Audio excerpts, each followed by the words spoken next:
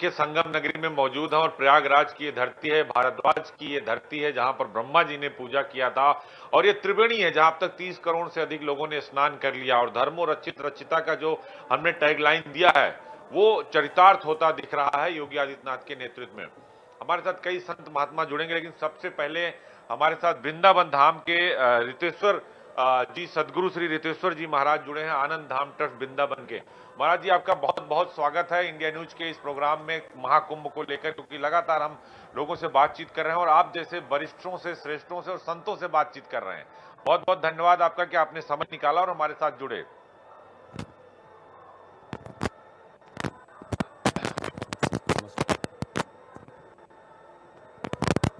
महाराज जी आपसे सवाल कि देखिए महाकुंभ को लेकर बहुत सारी कंट्रोवर्सी हो रही है, लेकिन महाकुंभ में जो व्यवस्था है, महाकुंभ में जो आस्था है, महाकुंभ में जो श्रद्धा है, जो समरसता है, जो मानव संगम लगा हो, उस पर आप क्या कहेंगे? क्योंकि आप अंतर्राष्ट्रीय लेखक हैं, वक्ता भी हैं, तो मैं आपके मुखार बिंदु से चाहता हूं कि महाकुंभ के बारे में बताएं उन लोगों को जो सनातन पर सवाल खड़ा कर रहे हैं। देखिए, महाकुंभ आस्था का एक बहुत बड़ा केंद्र बन चुका है और प्रारंभ से ही रहा है। आज पूरे विश्व के करोड़ों लोग इस महाकुंभ में आकर के गंगा, यमुना, सरस्वती के त्रिवेणी पर स्नान कर रहे हैं। भारतवर्ष ही नहीं, दुनिया के बहुत सारे संत, महात्मा, ऋषि जो जहां तपस्या कर रहे हैं वहां से यहाँ आए हुए। महाकुंभ का अर्थ ही है जहां से हम अमृत निकाल के ले जाएं। वर्तमान समय में पूरे विश्व में विष ज्यादा है, जहर ज्यादा है, तनाव है, लोग परेशान हैं, हैरान हैं। हमारी जो आधुनिक विज्ञान है वो एक्सटर्नल इन्वेंशन तो कर रही है, बाहरी चीजों को तो बना रही है, पर हमारे इंटरनल अंतःकरण चतुष्ट है, जिस मन के द्वारा हम सुखी और दुखी होते हैं, जिस चित्त के आधार पर आनंद की प्राप्ति होती है, ज्ञान के आधार पर, और सनातन के लोग धीरे धीरे दूर हुए। अब ये प्रयाग का जो महाकुंभ है, ये यहाँ लोगों का एक सैलाब, जन सैलाब आया है। यहाँ से साधु, संत, ऋषि, महर्षि, ज्ञानी, विज्ञानी, विभिन्न क्षेत्र के लोग आ रहे हैं, राजनीतिक क्षेत्र के लोग हैं। कुछ न कुछ मंथन चल रहा है और उस मंथन से कोई सूत्र निकल कर आएगा, अलग अलग सूत्र आएंगे, जिससे हर क्षेत्र में आध्यात्म की महिमा बढ़ेगी। और आध्यात्मिक महिमा जब बढ़ेगी, मनुष्य आनंदित होगा। किसी भी आयोजन का या मनुष्य के किसी भी कर्म का एकमात्र उद्देश्य है ब्लिसफुल लाइफ, आनंदित जीवन। और आध्यात्म के बिना मनुष्य धन तो पा सकता है, क्योंकि चाइना कम्युनिस्ट कंट्री है, वहां के लोग भी धनी है, आप सब कुछ पा सकते हैं, गाड़ियां पा सकते हैं, आप टेक्नोलॉजी को पा सकते हैं, लेकिन आंतरिक आनंद आध्यात्म के माध्यम से ही संभव है, जिसको हम कहते हैं आत्मज्ञान होता, द सेल्फ रियलाइज पर्सनालिटी। हम जब तक खुद के बारे में नहीं जानते, महाराज जी आपको लगता है कि जो प्रयागराज में जो महाकुंभ लगा है, यहाँ के त्रिवेणी के मंथन से हिंदू राष्ट्र रूपी, एक सनातन बोर्ड रूपी कुछ निकलने वाला है? क्योंकि इसकी चर्चा बहुत तेज है। देखिए सनातन शब्द बहुत विराट है, बहुत व्यापक है, बहुत व्यापक। सनातन की स्थापना, सनातन पहले भी था, आज भी है, कल भी रहेगा, लेकिन सनातन को समझने वाले लोग नहीं रहेंगे तो उसी को लोग कहते हैं सनातन का भी विनाश हो जाएगा। यहाँ कंट्रोवर्सी होती है, सनातन खतरे में है।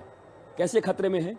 जब समझने वाले लोग नहीं रहेंगे इस पृथ्वी पर, जानने वाले लोग नहीं रहेंगे, सत्य तो चलता रहेगा, प्रकृति चलती रहेगी, ये गंगा, ये यमुना बहती रहेगी, पर उसमें आस्था रखने वाले और उनसे प्रेरणा लेने वाले लोग नहीं रहेंगे तो चारों तरफ अशांति रहेगी। मुझे ऐसा विश्वास है कि सनातन की स्थापना लोगों के हृदय में होगी। सनातन पूरे विश्व में क्या, ब्रह्मांड में है, पर लोगों के हृदय में नहीं है तो क्या हुआ? हम श्रीमद् भागवत की कथा जब होती है तो चौथे दिन कृष्ण का प्राकट्य होता है। पांडालों में कृष्ण जन्म ले लिए, पर आपके हृदय में अगर कृष्ण नहीं आए, गीता नहीं आई, तो पांडालों के कृष्ण के जन्म से आपका क्या? वैसे ही महाकुंभ तो हम आ गए हैं, लेकिन महाकुंभ का अमृत हमारे भीतर आ जाए, ज्ञानामृत हमारे भीतर आ जाए, तो ये महाकुंभ सफल होगा, इंसान सफल होगा, सनातन की स्थापना होगी, बहुत सारे चीज बनने हैं। गुरुकुल बनना है, सनातन विश्वविद्यालय बनने हैं, सनातन के अनुरूप भारत एक संवैधानिक राष्ट्र है और भारत में संविधान के तहत ही चूंकि हम सनातनी राष्ट्र हैं, राष्ट्र सनातनी है, तो हमारे नियम भी अंग्रेजों के अनुसार नहीं होने चाहिए, मैकोले की शिक्षा पद्धति नहीं होनी चाहिए। हमारा अपना एक पद्धति है जिसके लिए भारत विश्वगुरु था और हम अगर उन पर आधारित हो गए, उनके टेक्नोलॉजी बोर्ड को मानेंगे, हम वक्फ बोर्ड को मानेंगे, हम संविधान को नहीं मानेंगे, उनको क्या कहेंगे आप? वो तो कहते हैं कि इस्लाम से चलेगा, इस्लामिक बोर्ड से चलेगा, वक्फ बोर्ड से कोई बोर्ड यहाँ नहीं चलेगा, शरीयत से चलेगा, संविधान पर सवाल खड़ा करते हैं।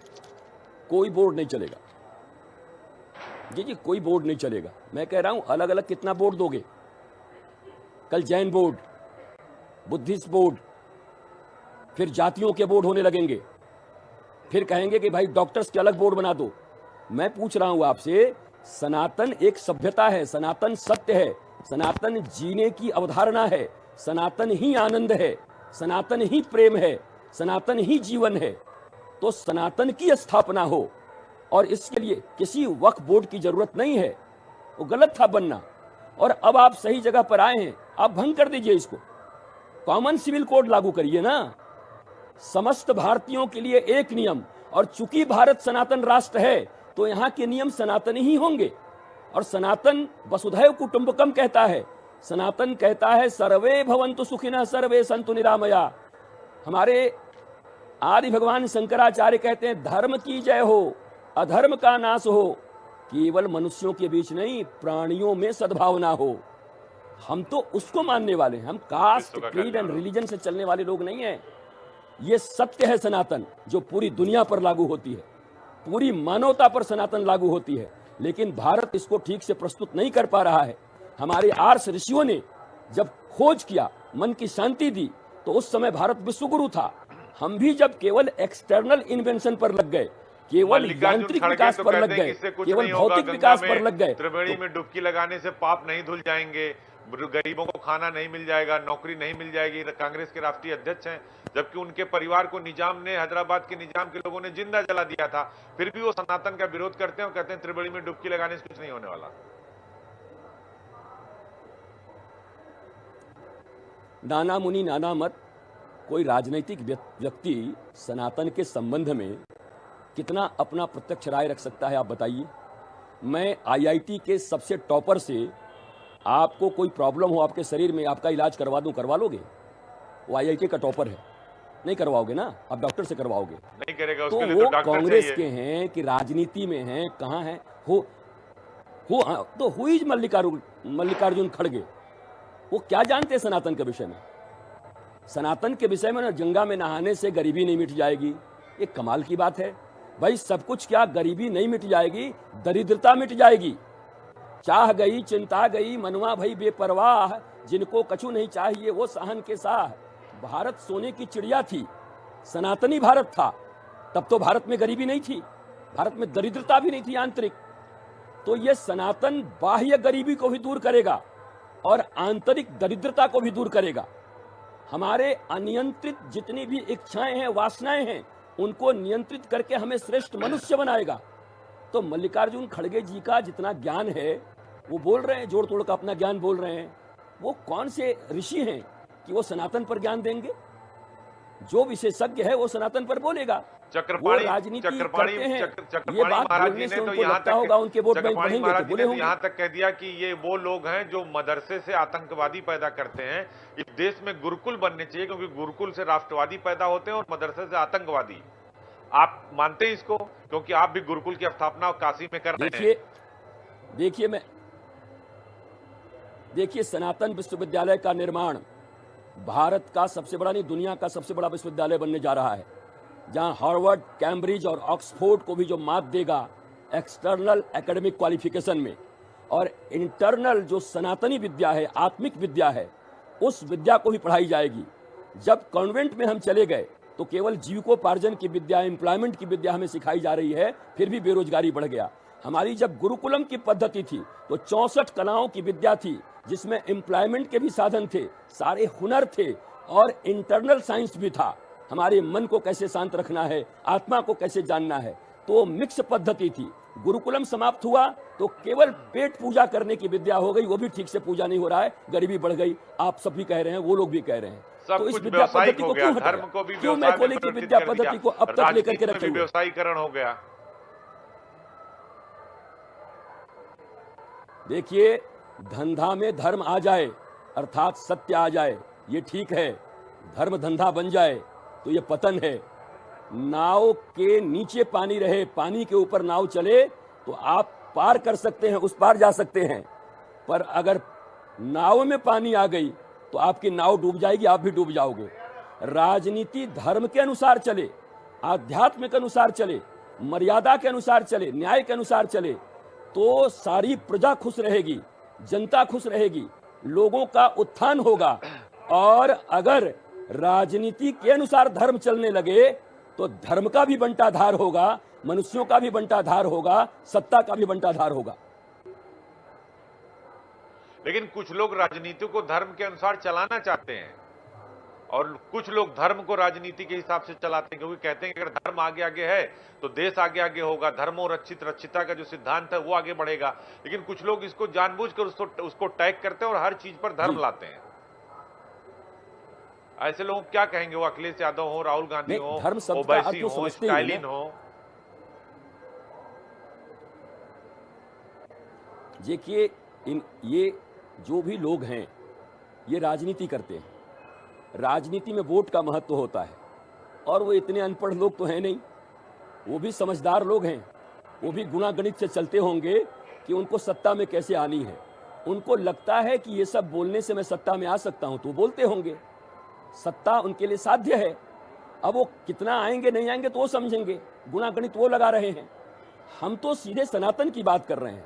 और मैंने फिर आपको कहा, सनातन इज इक्वल टू ह्यूमैनिटी, और ह्यूमैनिटी इज इक्वल टू सनातन। सनातन ही तो है जो सीमाओं को भी नहीं मानता, प्रत्येक मनुष्य पर लागू होता है। हम प्राणी मात्र की बात करते हैं, हम कास्ट, क्रीड, रिलीजन, वर्ग भेद ये सब मानते ही नहीं हैं। तो ये राजनीतिक रूप से दिए गए बयान, सनातन के विरुद्ध दिए गए बयान, उनको लगता है वोटों में कुछ इजाफा हो जाएगी तो शायद वो करते होंगे। पर याद रखिए, मनुष्य को आंतरिक शांति प्रेम चाहिए और वो सनातन संस्कार और धर्म ही दे सकता है। तो अंततः विजय तो सत्यमेव जयते ही होगी। जिनको जो बोलना है, मुझे व्यक्ति पर कोई टिप्पणी नहीं करनी। बचपन में हम लोग एक कविता सुनते थे, वो कटबैठिया वाली कविता थी। लोग सुनाते थे कि जाड़े में रजाई का, दूध में मलाई का, शादी में नोट का और चुनाव में वोट का बहुत ही महत्व है। चुनाव में जो वोट का महत्व है उसको लेकर ये पूरी जो राजनीति है उसमें धर्म को ले आ रहे हैं लोग। वो उसी को धर्म समझ रहे हैं कि हमें सत्ता में आना है। और है भी, राजनीतिज्ञों के लिए सबसे बड़ा धर्म क्या है बताइए? उनके लिए एम्बिशन क्या है? उन्हें सत्ता में आना है। तो सत्ता में आने के लिए उनको जो जो करना पड़ता है वो करते हैं, तो मैं उनकी निंदा क्यों करूं? लेकिन राष्ट्र देख रहा है, लोगों को आनंद चाहिए, शांति चाहिए, ये भेदभाव नहीं चाहिए। लोगों को ये तुष्टीकरण की नीति अब फेल हो गई है, किसी को नहीं चाहिए। सबको चाहिए सनातन का ध्वज, सबको चाहिए सनातन की शीतलता, सबको चाहिए आनंद सनातन का, आध्यात्म का। शरीर से ऊपर उठ करके भी कुछ जानना होता है।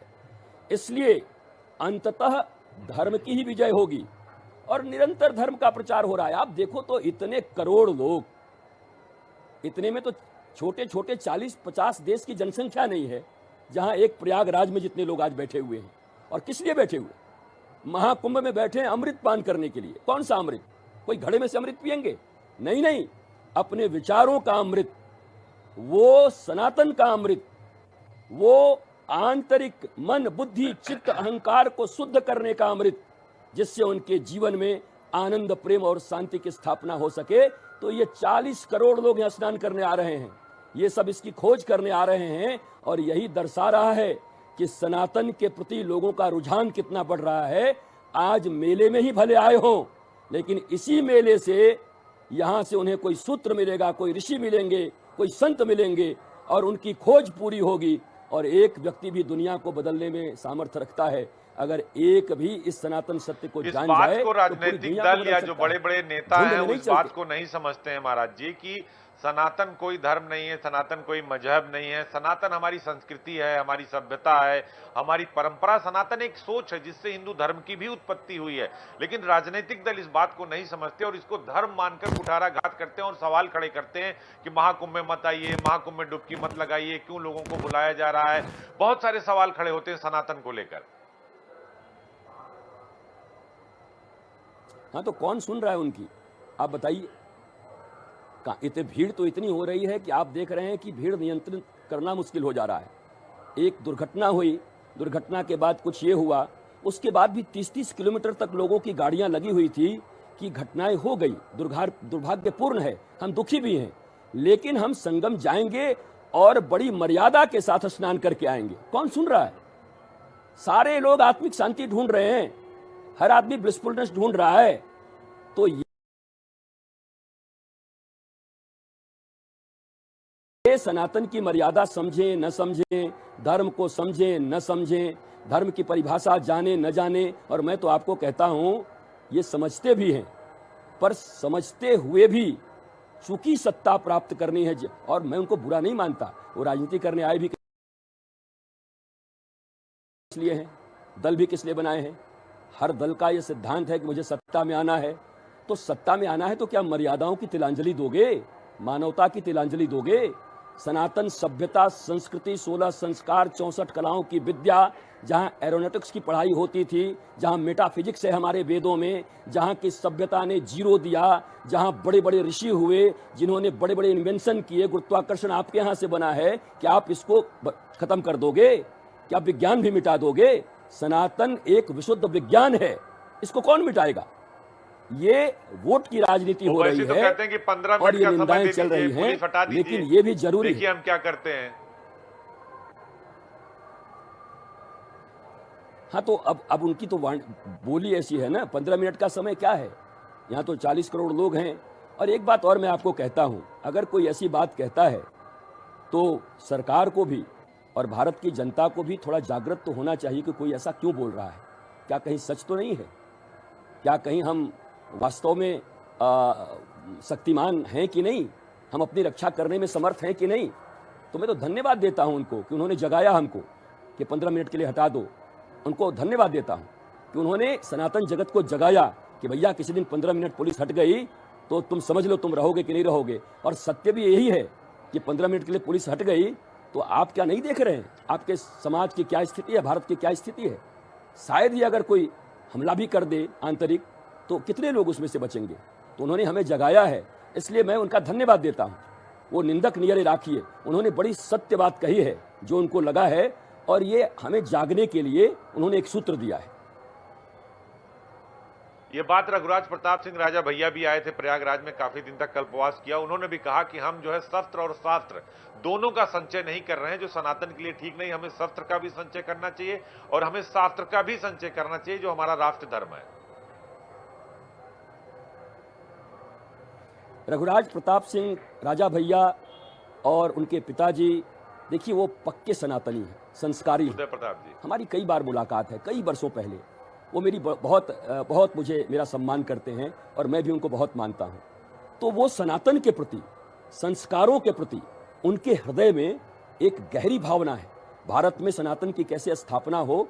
और उन्होंने अगर ऐसा कहा, मैंने सुना नहीं, तो उन्होंने बिल्कुल सत्य कहा है कि उन्होंने, उन लोगों ने हमें चेतावनी देकर के हमें जगाया है। और सत्य भी यही है कि अगर ऐसा हुआ तो हमें चिंतन नहीं करना चाहिए कि हमारी स्थिति क्या है, या सत्य का चिंतन करने में क्या परेशानी है। तो हमें सबल होना होगा, हमें सुरक्षित होना होगा, हमें संगठित होना होगा। कह दिया कि जो अल्पसंख्यक, जो बहुसंख्यक, अगर ऐसे ही चलता रहा तो जो बहुसंख्यक समाज है वो अल्पसंख्यक हो जाएगा। हाईकोर्ट ने भी इसको लेकर चिंता जताई है, इसीलिए यूसीसी लागू नहीं होने हो रहा है, उसका विरोध कर रहे हैं जो राजनीतिक दल हैं। कॉमन सिविल कोड का जो बात आप कह रहे थे, नहीं जी, मैं यही कह रहा हूं कि एक बार कॉमन सिविल कोड को सामने रखा जाए और भारत की जनता ये देखे कि जो लोग समानता की बात करते हैं, ये कौन लोग हैं जो नहीं चाहते कि भारत के लोगों को एक समान कानून मिले। एक समान शिक्षा मिले, एक समान उनको न्याय मिले, एक समान उनको चिकित्सा मिले, एक समान उनका जीवन हो। ये कौन लोग हैं जो विषमता चाहते हैं, जो भेदभाव का आरोप धर्म के ऊपर लगाते, धर्म गुरुओं के ऊपर लगाते, किसी और के ऊपर लगाते? तो वास्तव में पर्दाफाश तो होना चाहिए। ये बिल जैसे ही आएगा तो पर्दाफाश होगा। कौन लोग हैं जो भारत में एक कानून नहीं चाहते, वो खुलकर सामने आए और फिर भारत की जनता ये विचार करे, सनातनी ये विचार करें, राष्ट्रवादी ये विचार करें और सभी सनातनी विचार करें कि क्या ये लोग हमारी रक्षा कर पाएंगे या हमें अपनी रक्षा स्वयं करनी होगी अपने जागरण से। तो इस बिल को लाना चाहिए, कॉमन सिविल कोड को। क्यों? समान नागरिक संहिता कानून आते ही सबके लिए समान कानून होगा। भाई किसको तकलीफ है कि समान कानून होने जा रहा है? आप समानता की भी बात कर रहे हो, बराबरी की भी बात कर रहे हो, हम सब एक हैं ये भी कह रहे हो, सारे जहां से अच्छा हिंदुस्तान हमारा ये भी कह रहे हो, और जब समान नागरिक संहिता कानून आ रही है सबके लिए एक जैसा, सब बराबर हैं, तो आप विरोध भी कर रहे हो। तो आप क्या चाहते हो? विषमता? आप क्या चाहते हो? कुछ लोग पांव के नीचे दबे रहे और कुछ आकाश में चले। हमारा तो अलग कोड, हमारा तो इस्लामिक बोर्ड अलग है, हमारा वक्फ बोर्ड अलग है। महाकुंभ की जमीन पर भी वो कहते हैं हमारा है। देश के 5000 जो जिसकी बात हो रही कि मंदिर तोड़कर मस्जिद बनाए गए, वो कहते हैं ये वक्फ बोर्ड की संपत्ति है। महाकुंभ को भी कह दिया ये वक्फ बोर्ड की संपत्ति। फिर वो कहते हैं हम शरीयत से चलेंगे, तो वो कैसे इसको मानेंगे? वो तो विरोध करेंगे इसका। नहीं, देखिए, वो विरोध, जो लोग विरोध कर रहे हैं वो भारत के प्रति तो हितैषी नहीं है, सनातन के प्रति हितैषी नहीं है और मानवता के प्रति भी हितैषी वो नहीं है। क्योंकि अगर कोई व्यक्ति ऐसा मानता है कि सबके लिए एक जैसा कानून नहीं होना चाहिए, तो उसी समय तो उसकी नियत पर शंका हो जानी चाहिए कि ये व्यक्ति गैर बराबरी चाहता है इस समाज में। तो समाज के समस्त शोषित, वंचित एक एक व्यक्ति, बड़े छोटे, सबको उठना चाहिए। क्यों भैया? बराबरी का कानून क्यों नहीं चाहते? और संविधान अगर हम मानते हैं, सनातन राष्ट्र भारत है और भारत को सनातन राष्ट्र होना ही चाहिए। अब सुनिए, संविधान से चलेगा, संविधान से बड़ा कोई नहीं है। पर देखिए, मैं आपकी बात से सहमत हूं। अगर डेमोग्राफी ऐसे ही बदलती गई और हम आप टीवी पर बैठ के चिल्लाते रह गए, कानून बना नहीं और उसका अनुपालना हुआ नहीं, तो हमारे चिल्लाने से तो राष्ट्र बनने वाला है नहीं, ना आपके डिबेट करने से राष्ट्र बनने वाला है। अगर ये संविधान सम्मत राष्ट्र है तो संविधान हाथों में लेकर के जो शपथ खा रहे हैं, कसम खा रहे हैं कि ये राष्ट्र संविधान से चलेगा, नाम ही है संविधान, अर्थात सबके लिए विधान समान हो, इसको कहते संविधान। तो वो संविधान के विरोध वो कर रहे हैं कि हम कर रहे हैं? हमें कहते हैं कि धार्मिक लोग, हम तो कह रहे हैं संविधान, ऐसे लोगों को सबके लिए समान विधान हो। ये कौन लोग हैं? सबक सिखाना होगा, तभी हिंदू राष्ट्र की नींव पड़ेगी। जो लोग कहते हैं कि अफजल तेरे कातिल जिंदा है, हम शर्मिंदा है, भारत तेरे टुकड़े होंगे इंशाअल्लाह इंशाअल्लाह, ऐसे लोगों को जब हम जवाब देंगे, सरकारें जवाब देंगी, तभी हिंदू राष्ट्र की परिकल्पना हो पाएगी, यूसीसी लागू हो पाएगा और एक देश एक संविधान चल पाएगा।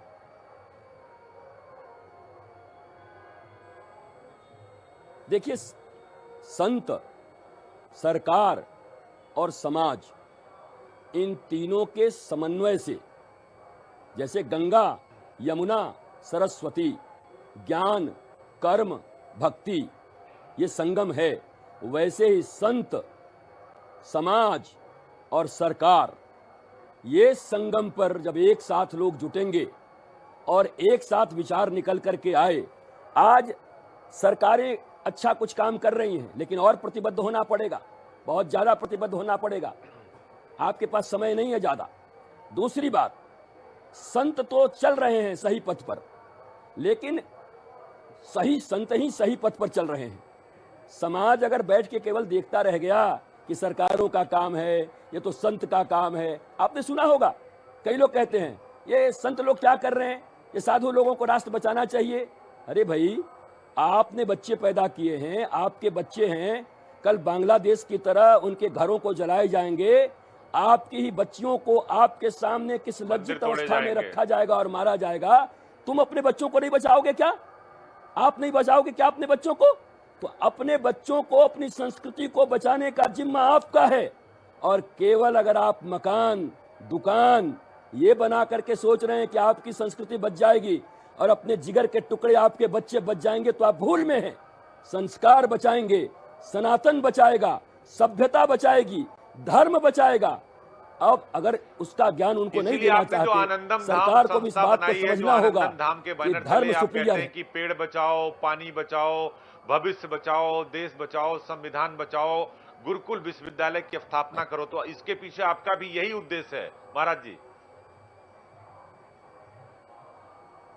जी आप देखिए, और मैं ये भी कहता हूं कि जल बचाओ, पृथ्वी बचाओ, पहाड़ बचाओ, बाघ बचाओ, ये बचाओ, सब तो है, सब save tiger, save soil, save trees, save forest, save water.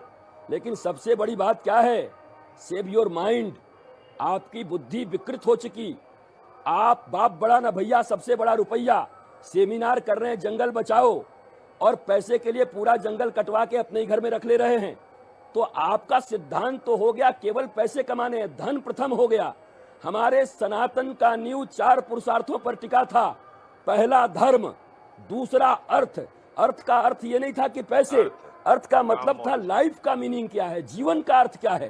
धर्म, अर्थ, काम, तब मोक्ष थी। तो हम तो सब नष्ट करते जा रहे हैं। तो हमारे आनंदम धाम का यही मिशन है। सनातनी हम सिपाही हैं सनातन के एक। हम चाहते हैं कि लोगों के बुद्धि जो भ्रष्ट हो गए हैं, लोगों के भीतर जो काम, क्रोध, मद, मोह, लोभ भर गया है और अपना ही भविष्य नहीं देख पा रहे हैं, राष्ट्र का भविष्य नहीं देख पा रहे हैं, तो हम save trees, save soil, save tiger सभी लोग करते रहें। मैंने कहा है सेव सनातन, सेव ह्यूमैनिटी, सेव ब्लिसफुलनेस। आप अपने आनंद को बचाइए, अपनी सभ्यता को बचाइए, संस्कृति को बचाइए, तभी आपका कुछ हो पाएगा। तो हम इस दिशा में काम कर रहे हैं। और सनातन विश्वविद्यालय और सनातन गुरुकुलम और सनातन शिशुशाला भारत में व्यापक परिवर्तन करेगा। अगर सही समय से यह बन गया, तब राष्ट्र को अपनी शिक्षा नीति तुरंत बदल देनी चाहिए। तो आपको लगता है कि अब कॉन्वेंट स्कूल से गुरुकुल आ जाना चाहिए और मदरसों पर रोक लगा देनी चाहिए? क्या कहते हैं सदगुरु जी आप? ऋतुसर महाराज जी, मैं कॉमन इससे सिविल एक कोड बड़ा के पक्ष बदलाव में होने हूं। वाला है सनातन में? भारत के सभी नागरिकों को, देखिए, भारत के सभी नागरिकों को, बच्चों को एक शिक्षा पद्धति में दीजिए। पर्सनल जिनको जो पढ़ना है पढ़ें। आप जर्मनी जाएं, जर्मनी को देखिए, टेक्नोलॉजी का मास्टर हो गया। जर्मनी के 14 विश्वविद्यालयों ने अंग्रेज संस्कृत को पढ़ाना शुरू कर दिया। कितने वहां पर संस्कृत के विद्यालय खोल दिए। संस्कृत जहां की भाषा थी, वो भारत पीछे रह गया और टेक्नोलॉजी में वो आगे है। वेदों में छिपे हुए, संस्कृत में छिपे हुए कोड को डिकोड करके आज जर्मनी टेक्नोलॉजी का मास्टर बन रहा है। क्या आने वाले समय में भारतीयों को जर्मनी जाकर के संस्कृत पढ़ के आना पड़ेगा और तब भारत के लोग स्वीकार करेंगे कि जर्मन रिटर्न है, ये लंदन रिटर्न है? भारतीयों की आदत है कि जब तक विदेश से कोई वापस ना आ जाए तब तक उसको स्वीकार नहीं करते। विवेकानंद अगर बाहर नहीं जाते तो बंगाल में कहते थे पागल गुरु का पागल शिष्य, लेकिन जब वो वापस आए शिकागो से, तब अमर विवेकानंद। हमको लगता है विदेश के बिना हमारा काम बनता नहीं। जहां कौटिल्य ने अर्थशास्त्र बनाया, वहां देश के प्रथम प्रधानमंत्री से लेकर के बड़े बड़े लोग लंदन स्कूल ऑफ इकोनॉमिक्स में इकोनॉमिक्स पढ़ने जा रहे हैं। आपका इतना सामर्थ्य नहीं हुआ कि जिस देश के कौटिल्य ने अर्थशास्त्र का निर्माण किया, उसका एक आप विश्वविद्यालय बना पाए कि सारी दुनिया आपके यहाँ पढ़ने आए और आपकी आर्थिक व्यवस्था भी ठीक हो जाए। लाखों करोड़ रुपए इकोनॉमिक्स पढ़ने के लिए लोग आपके पास आए, तो आपने तो ये किया नहीं। आप तो केवल तो इसके बंटवारा, लिए क्या करना होगा? आप जो कह रहे हैं कि आप विश्वविद्यालय नहीं बना पाए, पहले हमारे पास तक्षशिला था, हमारे पास नालंदा था, हमारे पास एक से बहुत सारे ऐसे विश्वविद्यालय थे प्राचीन काल में। जब इतिहास अगर आप पढ़ें तो नालंदा और तक्षशिला ये सबसे बड़े गुरुकुल थे, सबसे बड़े विश्वविद्यालय थे।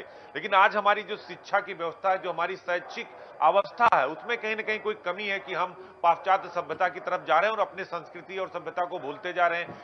इसीलिए हमारे सनातन पर लोग अटैक कर रहे हैं, इसीलिए हमारे सनातन पर सवाल खड़ा हो रहा है। बात तो सही है।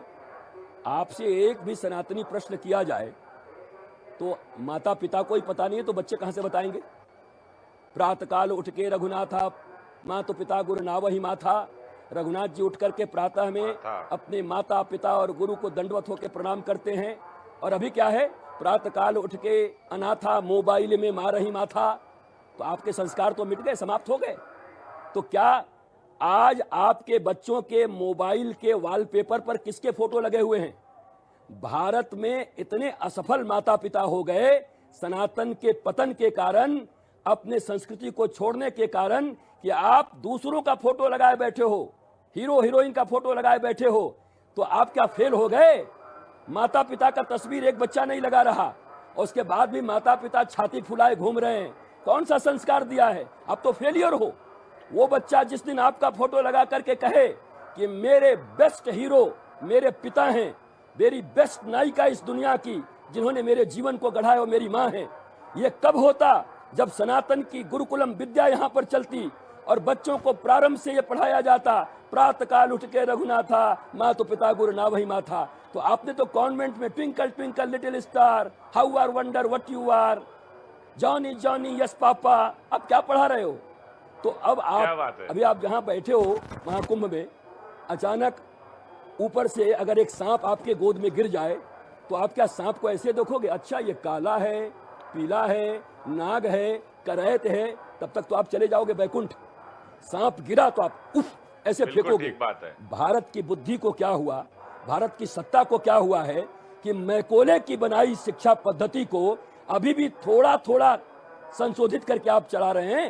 एक मिनट में इसको हटा दीजिए। अभी भी चल रही है। भारत में शिक्षा पद्धति सनातनी होनी चाहिए, वही चल रही है पूरी तरीके से। एक दिन में आप धीरे धीरे बदलोगे, डेमोग्राफी बदल जाएगी, आप क्या शिक्षा बदलोगे? आप ही बदल जाओगे कुछ दिन के बाद। तो ये तत्काल करना चाहिए। लेकिन सनातन को बचाने के लिए जो आप बात कह रहे हैं कि अब गुरुकुल बनाना होगा शिक्षा पद्धति और शिक्षा पद्धति बनाना होगा, सनातन शिक्षा पद्धति में क्या क्या चाहते हैं, क्या क्या हो? संस्कार, संस्कृति, सभ्यता, ये जो अभी पाश्चात्य सभ्यता को लेकर जो आप कह रहे हैं कि सुबह सुबह मोबाइल में माथा मार रहा है बच्चा, उठ के पैर नहीं छू रहा माता पिता के, जो संस्कार खत्म होते जा रहे हैं, इन संस्कारों को वापस लाने की जरूरत है। तभी सनातन रहेगा और तभी सनातनी रहेंगे, क्योंकि सनातन पूरे विश्व को समाहित करता है। 56 इस्लामिक देश हैं, लेकिन पूरी दुनिया में आप देखिए किस तरह की स्थिति आज के तारीख में चल रही है। तो सनातन को अपनी मजबूती बनाने के लिए, अपने को जिंदा रखने के लिए अपने संस्कारों पर वापस आना होगा। और ये सिर्फ गुरुकुल बनाने से और सनातनी शिक्षा कर देने से, भारत की शिक्षा पद्धति बदलने से काम हो जाएगा?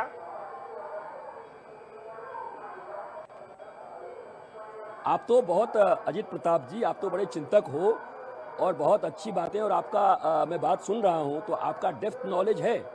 आप बताओ कि शिशु हमारे यहाँ प्रहलाद गर्भ में विद्या पा करके, नारद जी के प्रवचन सुन करके माता के गर्भ में भी ये विद्या थी ना, और अभी भी है ना। गर्भ में पल रहे बच्चे के ऊपर भी संस्कारों का प्रभाव होता है, और फिर जब बच्चा छोटा होता है अब मन्नु ने सीख लिया था चक्रव्यूह को, समान है, गीले मिट्टी के समान। आखिरी द्वार नहीं तोड़ पाए थे, मन्नु ने भी अपनी माँ के गर्भ में ही सीखा था। जी वही कह रहा हूं। तो सनातन विश्वविद्यालय का टैग है गुरुकुलम का, गर्भ से गर्भ तक।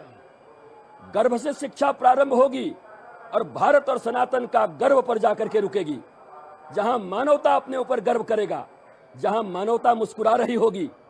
हम कोई छोटे मोटे संकीर्ण लोग नहीं हैं, ये वही सभ्यता है। यूएनओ को इस बात को उठाना चाहिए कि इस पृथ्वी पर अभी कोई एक संस्कृति है जो कहती है वसुधैव कुटुंबकम, पूरी वसुधा मेरी कुटुंब है।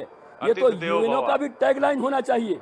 पर चलो, यूएनओ पर हमारा अधिकार नहीं है, भारत तो हमारा है, भारत हमारा है, तो भारत को तो ये लागू करना चाहिए कि ये हमारा टैगलाइन हो, वसुधैव कुटुंबकम। आखिरी सवाल विश्वेश्वर महाराज जी, सदगुरु जी, की जो लोग लागू करना होगा, धर्म को नहीं मान रहे हैं, जो ये कह रहे हैं कि हम धर्मो रक्षित रक्षिता को नहीं मानेंगे, हम सनातन को नहीं मानेंगे, हम त्रिवेणी को नहीं मानेंगे, हम इस भारद्वाज की नगरी में को नहीं मानेंगे जहां ब्रह्मा जी ने यज्ञ किया था, जहां सरस्वती जी हैं, जहां गंगा जी हैं, जहां यमुना जी हैं, जहां त्रिवेणी है, सबसे बड़ा तीर्थ प्रयागराज कहा जाता है, उनके लिए आप क्या कहेंगे जाते जाते? आखिरी सवाल महाराज जी आपसे है हमारा,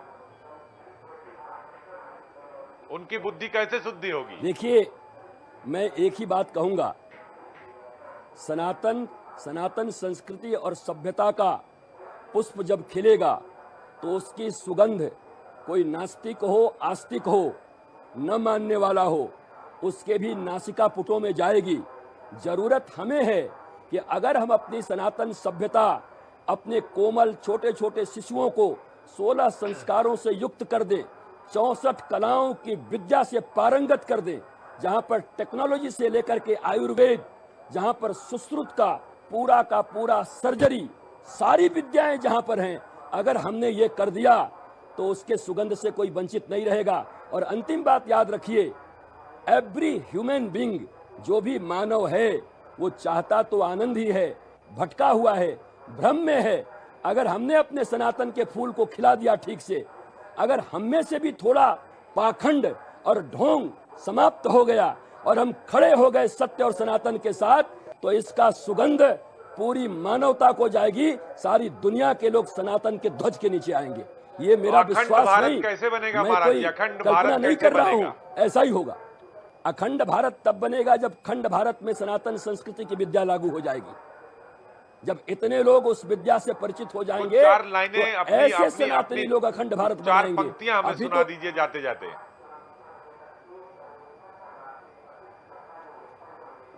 देखिए, वह पथ क्या, वह पथिक क्या, जहां बिखरे सूल न हो, नाविक की धैर्य परीक्षा का, जहां धारा प्रतिकूल न हो।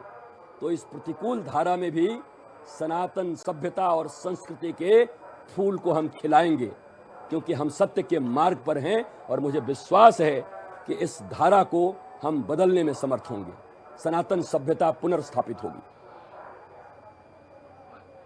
बहुत बहुत धन्यवाद सदगुरु श्री रितेश्वर महाराज जी। देखिए, आनंदम धाम वृंदावन से हमारे साथ जुड़े थे, जिन्होंने सनातन के बारे में, संस्कृति के बारे में, सभ्यता के बारे में, परंपरा के बारे में और सनातन क्या है, अखंड भारत कैसे होगा जब अखंड भारत में सनातनी शिक्षा लागू हो जाएगी। देश की शिक्षा पद्धति को बदलने की जरूरत है।